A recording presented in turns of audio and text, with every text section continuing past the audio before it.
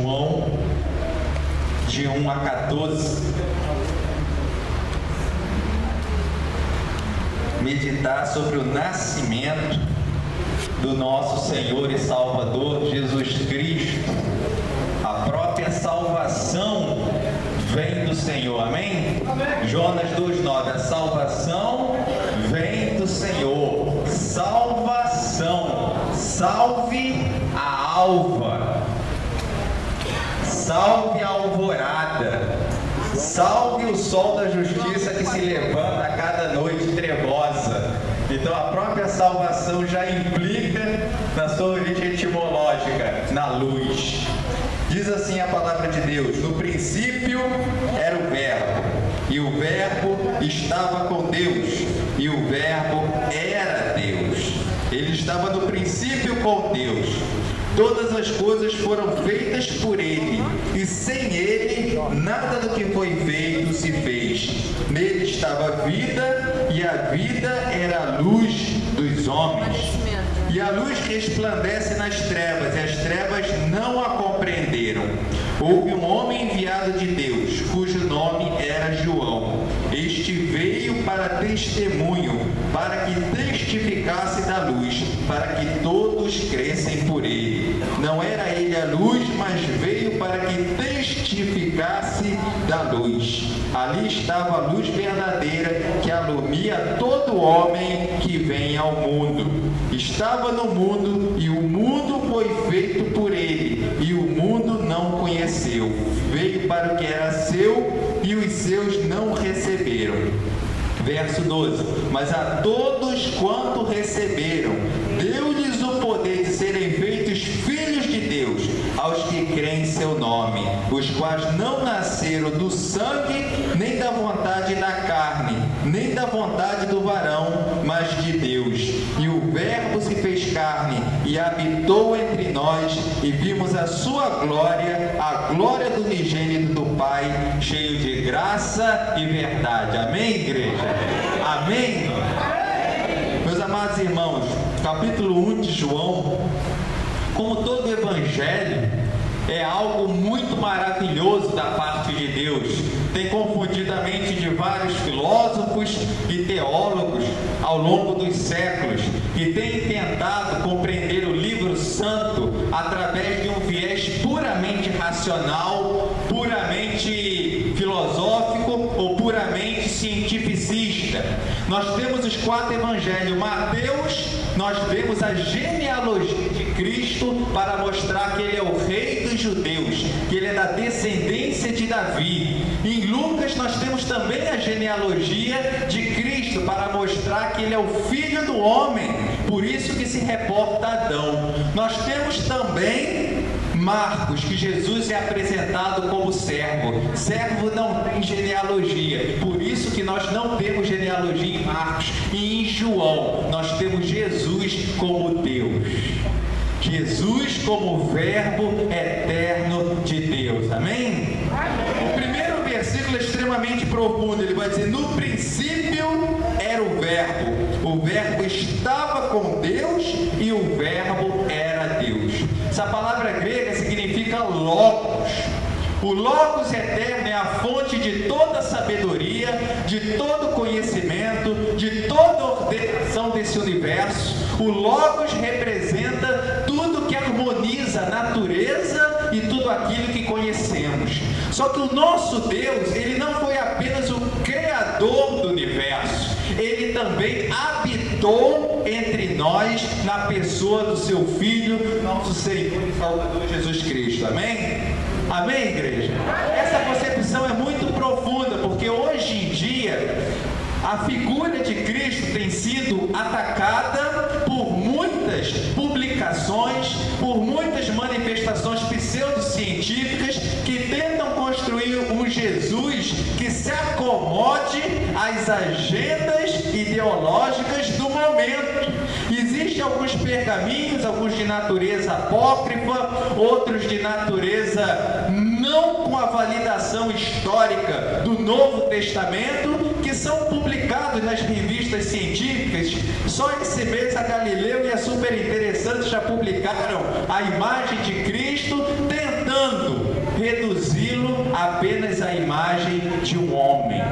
Quando nós, pela fé, nós temos o entendimento soberano doado da parte de Deus, que Jesus Cristo era verdadeiramente homem, mas verdadeiramente Deus. Ou seja, o Verbos, o Logos eterno, ele se corporificou, ele se materializou, ele se concretizou na história humana. E qual a implicação mais profunda dessa declaração teológica? É que Deus se fez homem. Deus Todo-Poderoso, ele virou um neném. Ele veio para esse mundo e se tornou um de nós. Jesus veio para o nosso mundo. Para quê? Para nos mostrar o caminho para o mundo dele. Olha que desdobramento profundo. Deus veio ao nosso mundo para nos mostrar o caminho para o mundo dele. Por isso que Jesus Cristo é a suprema ponte que liga o céu, liga as alturas, liga a eternidade ao tempo e à história. Como disse o reverendo Isaías, não existe aqui outro caminho se não for por ele. Jesus Cristo é o caminho, Jesus Cristo é a verdade, Jesus Cristo é a vida. E é extremamente importante nesse mês do Natal, que comemoramos o nascimento, o advento, a manifestação do Messias prometido na história, que nós tenhamos isso arraigado em nosso coração. Amém? Isso é muito profundo, meus amados irmãos. Jesus, tendo encarnado, demonstra que Deus se reconciliou com a humanidade. Vamos dizer todos nós juntos: Deus se reconciliou com a humanidade em Cristo Jesus.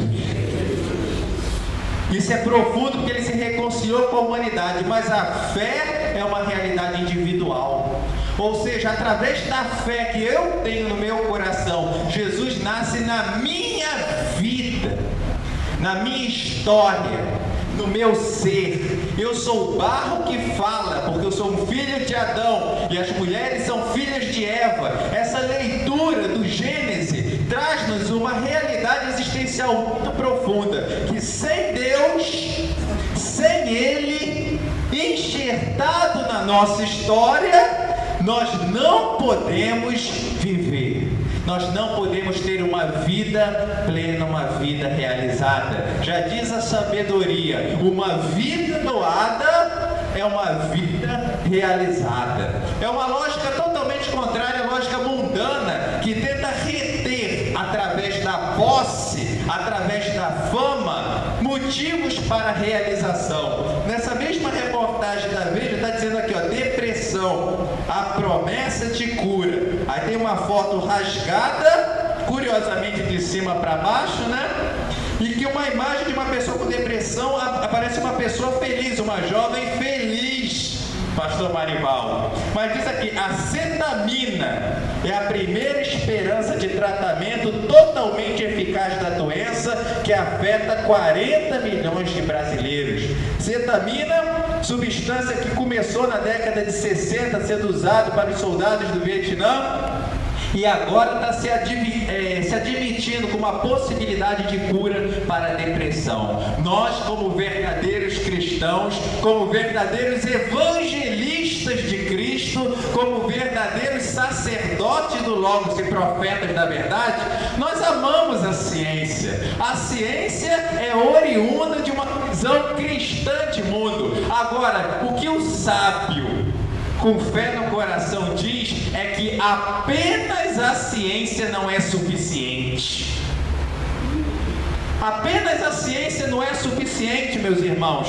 Para se curar a depressão como a ansiedade e os maiores males do século, é necessário a fé e a espiritualidade e o conhecimento transcendente aliado com a ciência. Me perdoe, os irmãos, por colocar essas coisas dessa forma, mas isso tem que ser abraçado, porque muitos enxergam a fé evangélica como algo anticientífico, voltado ao conhecimento, quando nada mais distante da verdade. A fé do Evangelho é uma fé que procura integralizar o ser humano, amém?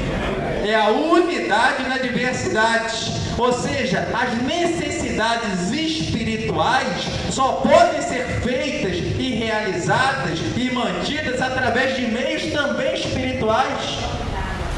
Eu li a declaração de um universitário norte-americano que no final do seu período, ele chama um colega brasileiro para passar o dia de ação de graças na sua casa, pastor.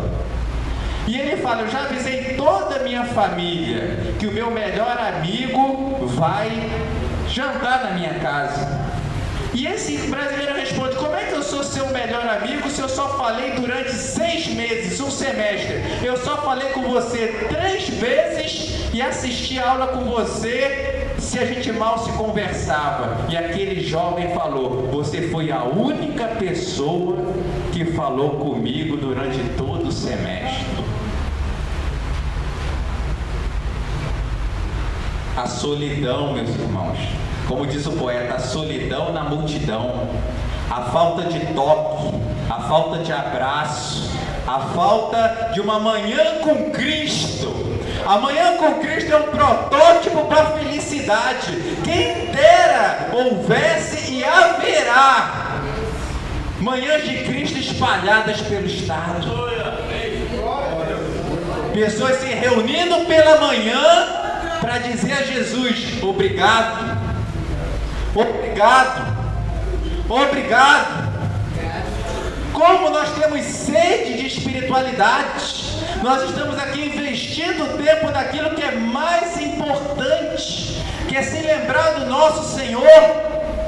O crime diminuiria, a infelicidade diminuiria, porque nós estamos investindo nos valores eternos do reino de Deus para a nossa vida. Então o que a humanidade está precisando é do Senhor Jesus Cristo. Mas o Senhor Jesus Cristo ressurreto voltará para estabelecer o seu reino. E o que ele deixou nesse interlúdio entre a sua primeira vinda, o advento, e a parousia, a segunda volta do Redentor e Rei do Universo? Ele deixou a igreja. A igreja é o corpo místico de Cristo, coluna e baluarte da verdade.